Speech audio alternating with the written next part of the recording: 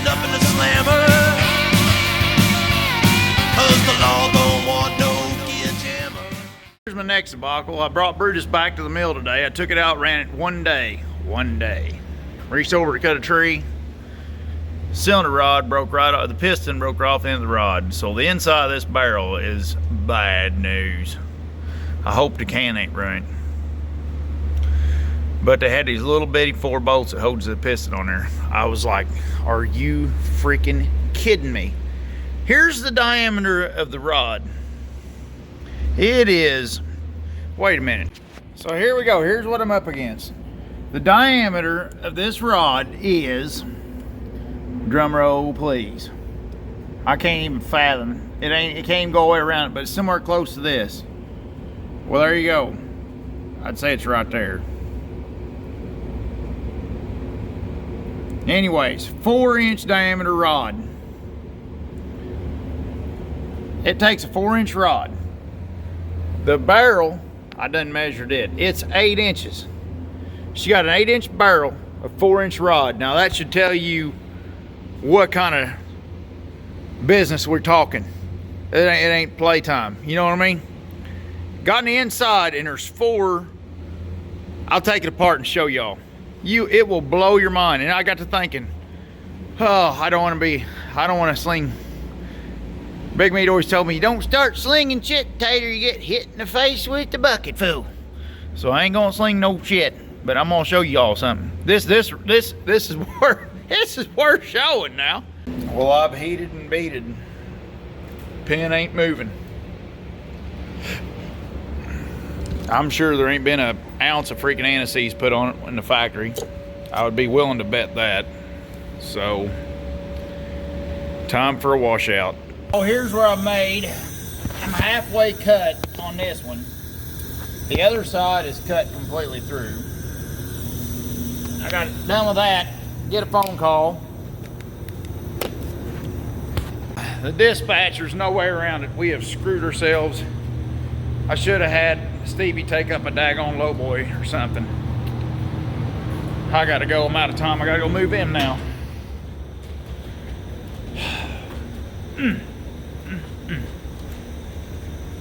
Sometimes the aggravating stuff, but I mean, it is what it is. It is what it is. It ain't nobody's fault.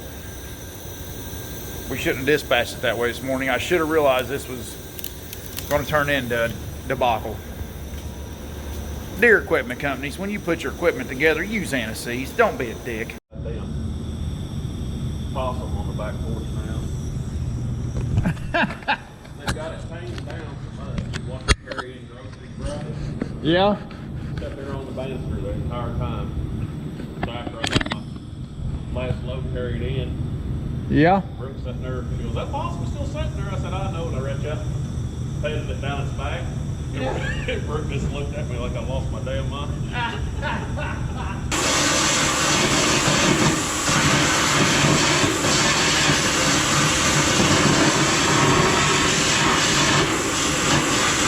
I set this up on time lapse. What I'm doing is I'm taking a gouger. I went through a whole box of gouging rods. I had the Oxylance. Those of you who's been on the channel for a while, you know that I got that Oxylance. But what happened is on the back side of this pin is two 1-inch hoses and 2 smaller hoses. One's a pilot and one's a 2-speed hose running down to that drive motor on the track you're looking at in the screen there. And I knowed if I'd used an Oxylance, as soon as I'd have blowed through it, I'd have caught on fire down there. And well, in the hindsight 2020, when I got done, I actually blowed through it. I had to blow through it with the gouging rod, which is, a little bit less than an Oxylance, but I ended up catching fire down there. Had to pop that extinguisher off you're seeing on the track over there. So I don't know if I was time and money ahead or not, to be honest with you. It's aggravating no matter how you go about it. Son of a buck. I'm telling you what. Now, I'm talking to you right now because I'm on the hindsight of all this, and I'm actually got Brutus back on a job using it, and I'm telling you, this thing was messed up when we got the machine. There is. I'm telling you by the way the machine operates. The machine operates now. After I got done, I had to do the other side. I don't know if I got any video on it or not, but I had to. Robin said, well, daggone, he said, if you seen that side, he said, you best do that other side before you take it out. And, of course, I got an extra seal kit and stuff like that. I was smart enough to do that. But I actually wasn't going to take it apart. And after Robin went on about it, I thought, well, maybe I better take it apart if he's going to go on like that. And sure enough, took the other side apart. It's a freaking disaster, too. The line locks. Now, the cylinders on this thing's a lot like the cylinders on a crane. When you can ask to the top about it, but on a crane, you got line locks, and they're no cartridges that screwed in to a block on top of the cylinder, to where the cylinder won't move unless you put hydraulic pressure to it. So basically, the way it's designed is you blow a hose, your cab ain't gonna slam down on the tracks. You blow a hose, you can change a hose, no big deal. The machine will sit there. Because the only way to get that cylinder to move is this has to have positive pressure on the other side of the piston to move. But when it starts eating trash like this thing had and going through the disaster this thing's went through, my line locks have been leaking. My buncher's been laying over on me. And the lash in the suspension has been unreal. I mean, the daggone thing bounces and flops and gops around. And then when you... if you shift it all the way to full tilt one direction or another, it's bang, and it got, it's like daggone, Of course, I didn't have enough experience at running the cutter, know for sure, what I'm learning now. Boy, I'm learning hard knocks like freaking college, Harvard edition. You know what I mean? The hard knocks pace I'm learning right now on this piece of junk. But after putting all this together, I realized that this thing was screwed up when we got the machine. Them bolts was broke. I ate them bolts months ago. And I've been running this thing with them bolts ate on that piston months ago. And then this machine, look at all that puking out there. Yeah, great. Love it. Let me get the sawdust. Throw the whole barrel in there. Yeah, screw it. But I've been dealing with this for months. Putting it back together, I'm not going to tell a lot and be a spoiler alert on that mess, because I think I got some video of putting it back together. But it was a mess. I think I got the parts list together and stuff like that. And it's a design flaw. I'm not going to say it ain't. But the new John Deere cutters has still got this 4 dinky bolt design holding the piston on. So something, and John Deere ain't dummies. So they obviously not having much trouble with it like I had, or else they'd have done changed it on the new cutters. So what you're seeing is probably not a factory flaw. I'm not going to say it is or it isn't, but it's probably not a factory flaw. It's probably just, more the daggone, this thing's it bounced from foster home to foster home. I mean, this thing's bad. It's bad news. It's a troubled teen. That's it. That's what this thing is. It's a troubled teen. Probably should have practiced birth control on this thing. And not, I'm not saying I'm not gonna get political. I'm just saying Bruce has had a rough life, and now I'm gonna get the piston out of there.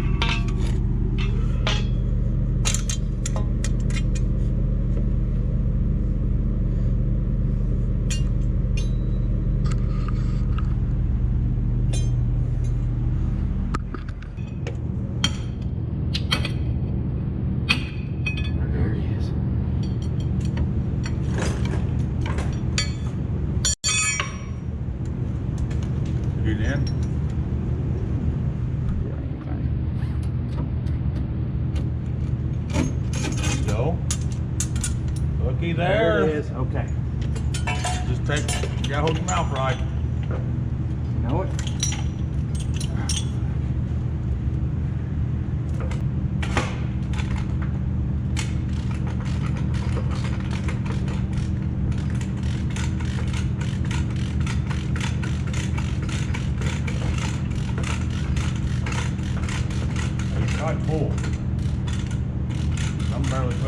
Yeah, it ain't. I just couldn't do it by hand.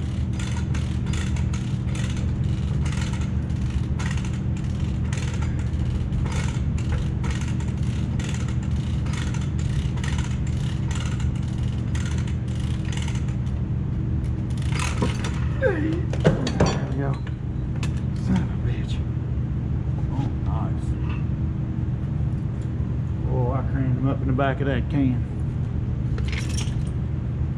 Pretty good, but I think it'll survive.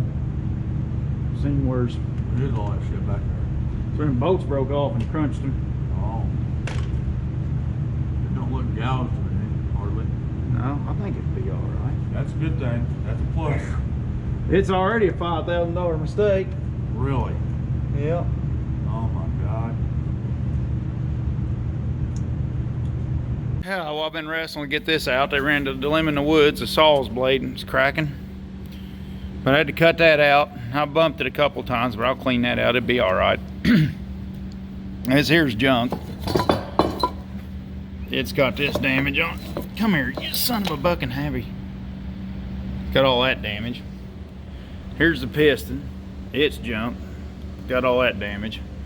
And up inside here, you can't see, but it's dinged in the back there where it's crunching up bolts back there. See the bottom? So, but I think it'll be all right. I think we'll live with that. So, now I got to beeline it to other side of Evansville. I got about 70 small miles to run that blade up there. No, use a little common sense. Power from both sides.